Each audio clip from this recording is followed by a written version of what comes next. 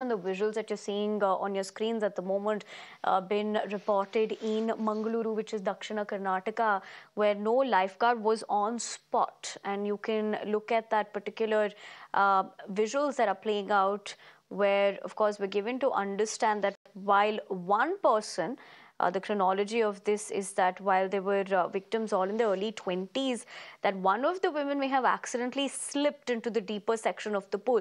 But what you can also observe there, which you generally see in a lot of places which have public pools, is that every particular section of swimming pools are generally marked. They're demarcated into terms of how much depth each section has, which is very important, because considering the fact that one could also struggle, like they have clearly done so, is what we're given to understand. Neha Hebali now, I understand, joins us live once again. Neha, good morning. Absolutely shocking to say the least. The probe is underway, but the manner in which this is panned out, considering the fact that apathy has claimed several lives over here, glaring lapses coming to the fore while we look at these visuals, what are we given to understand?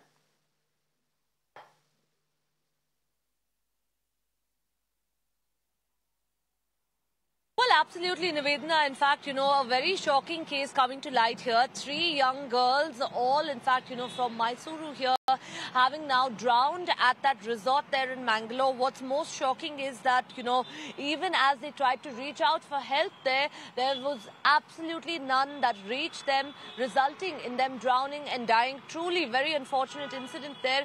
Understandably so, of course, we're picking up now that both the manager as well as the owner of the resort have been arrested, and rightfully so. There was no lifeguard there. There was no sort of, floats there, is what we're being told. No sort of, equipment there really to help these girls out. Reportedly, once they reached the deep end of the pool, when one of the girls supposedly drowned and the other 2 went to her rescue, is when they've also drowned. Very unfortunate incident there. 3 young girls who'd gone to enjoy, their time there at that resort, having paid a very hefty price with their lives.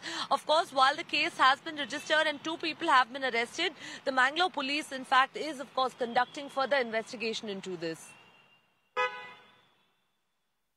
Right, Neha. Thank you for getting us quick inputs as to what we're given to understand with what has happened so far in terms of action coming through. But for the moment, we leave it at that. We keep